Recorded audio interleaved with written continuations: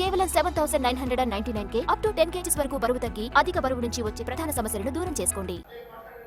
మహేశ్వర్ రెడ్డి గారి గురించి కూడా నేను చెప్తాను. మీరు మాట్లాడిన సబ్జెక్ట్ గురించి చెప్తాను. అధ్యక్ష, ఏం తప్పు చేశారు అధ్యక్ష? మహాత్మా గాంధీ ఈ దేశానికి స్వాతంత్రం తీసుకురావటం తప్ప?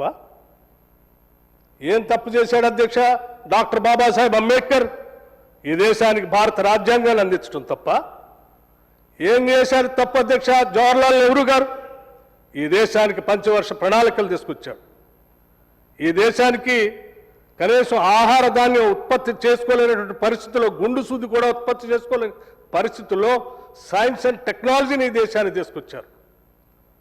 ఈ దేశానికి రకరకాలైనటువంటి ప్రణాళిక తీసుకొని వచ్చి ఈరోజు పెద్ద ఎత్తున పెరిగిన జనాభా తీసుకొచ్చినటువంటి గ్రీన్ రివల్యూషన్ వీటన్నిటితో ఈరోజు ఈ దేశంలో ఆహార ధాన్యాలు ఉత్పత్తి చేసుకొని మనందరికీ కాదు ప్రపంచానికి కూడా ఎగుమతి చేసుకునే పరిస్థితిలోకి ఈ దేశాన్ని తీసుకువెళ్ళారు అంటే ఆనాడు ఆ పాలకులు దూరదృష్టితో తీసుకొచ్చిన ఆలోచనలే తప్ప ఇటువంటి కుంచిత భావాలతో ఉన్నటువంటి వాటిని నిర్మూలించుకొని కూల్చేటువంటి కార్యక్రమాలు చేసి ఉంటే ఈరోజు దేశం ఈ పరిస్థితిలో ఉండేది కాదు.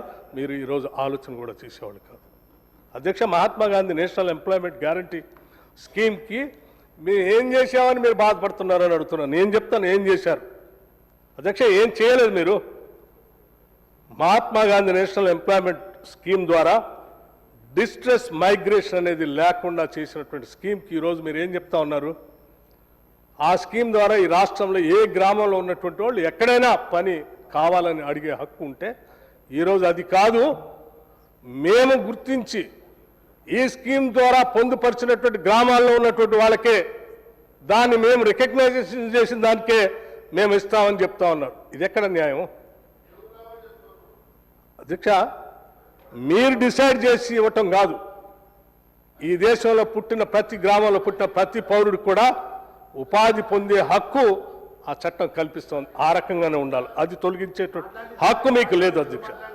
అధ్యక్ష, ఎక్స్‌ప్లాయిటివ్ అన్‌స్కిల్డ్ మాన్యువల్ లేబర్ లేకుండా ఆ చట్టం తీసుకొస్తే మీరేం చేస్తూ ఉన్నారు? ఈరోజు మీరు మార్చినటువంటి చట్టం ద్వారా వీళ్ళని ఎక్స్‌ప్లాయిట్ చేయడానికి కావాల్సిన విధంగా మీరు సంవత్సరంలో వ్యవసాయ పనులు జరిగేటప్పుడు 60 రోజులు పనులు ఉండవని చెప్తా ఉన్నారు. లేకపోతే కార్పొరేట్ సెక్టార్ ద్వారా పెద్ద పెద్ద కాంట్రాక్టులు పనిచేసేటువంటి వాళ్ళకి వనరులు కల్పించడానికి మానవ వనరుల ద్వారా ఇంటికి కూలీలు కల్పించడం కోసం దీంట్లో ఏర్పాటు చేస్తూ ఉన్నారు. Is it not an exploitation? అధ్యక్ష, నా ఎదురు కూర్చున్నటువంటి మిత్రుడు ఉన్నాడు, కామ్రేడ్ సోదరుడు కోనవేని సాంబశివరావు గారు. నాకు తెలుసు ఖమ్మం జిల్లాలో కానీ మిగతా జిల్లాలో అధ్యక్ష ఒక తవ్వెడు కూలి పెరగటానికి, ఒక మారిగడు కూలి పెరగటానికి, లేకపోతే ఒక 10 రూపాయలు కూలి పెంచాలని అంటే నేను గతంలో కొన్ని దశాబ్దాల క్రితం చూసేవాడు. పెద్ద ఎత్తున ప్రతి సంవత్సరం ఉద్యమాలు జరిగాయి. ప్రతి సంవత్సరం రోడ్డు మీద కూలీలు వచ్చి ఉద్యమాలు చేసిన ప్రతి సందర్భంలో పెద్ద ఎత్తున ఉద్యమాలు జరుగుతూ ఉంటే, లాఠీల ఛార్జీలు జరుగుతూ ఉంటే, రక్తం చిందుతూ ఉంటే, అటువంటిది ఏమీ లేకుండా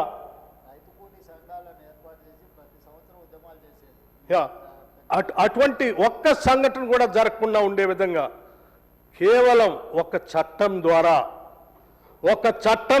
ఒక్కటేసారి 100 రూపాయలుగా పెంచి ఈ దేశంలో ఒక సామాన్య కూలీకి ఎటువంటి ఉద్యమాలు చేయాల్సిన అవసరం లేదు. ఈ చట్టం ద్వారా మీకు అన్ని కల్పిస్తున్నాను, 100 రూపాయలు మీకు రోజు కూలి వస్తుందని చెప్పి చట్టం తీసుకొచ్చిన గొప్ప చట్టం అధ్యక్ష. ఇది ఇట్స్ ఏ సైలెంట్ రెవల్యూషన్, ఒక నిశ్శబ్ద విప్లవం. ఆ రకంగా ఈ దేశంలో తీసుకొచ్చిన నిశ్శబ్ద విప్లవానికి ఈరోజు మీరు తూట్లు పడుస్తూ దాన్ని మార్చేసి ఇంకా మేమేదో చేస్తున్నామని చెప్పడం కోసం ప్రయత్నం చేస్తే ఎట్లా అధ్యక్ష?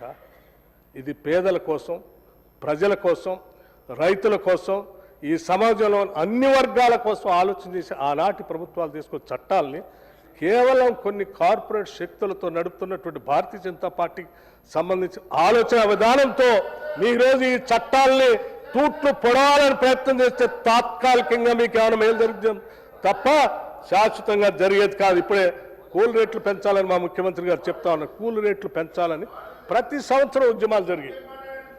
నేను చెప్తాను, ఇవాళ అటువంటి ఉద్యమాలు లేవే. అధ్యక్ష, సబ్జెక్ట్ మీరు ఏ ఎక్స్‌ప్లాయిటేషన్ అయితే అన్‌స్కిల్డ్ లేబర్కి ఉండకూడదని మేము చట్టం తీసుకొచ్చామో అదే అన్‌స్కిల్డ్ లేబర్ ఎక్స్‌ప్లాయిట్ చేయడం కోసం మీరు ప్రయత్నం చేస్తూ ఉన్నాం. ఇది కరెక్ట్ కాదు అధ్యక్ష. అట్లాగే అధ్యక్ష, మేము ఆనాడు చట్టంలో ఇంక్లూజివ్ గ్రోత్ ఉండాలని Mahatma Gandhi national employment guarantee స్కీమ్లో అనేక రకాలైనటువంటి అంశాలను పొందుపరిస్తే ఇవాళ మీరు ఇంక్లూజివ్ గ్రోత్ అనేది లేకుండా డీవేట్ చేసి ముందుకు పోతూ ఉన్నారు. లైవ్లీహుడ్ సెక్యూరిటీ అనేది లేకుండా చేస్తూ ఉన్నారు. ఆ సెక్యూరిటీ లేకుండా మీరు తూట్లు పొడుస్తూ ముందు తీసుకొని పోయేటువంటి కార్యక్రమం చేస్తున్నారు.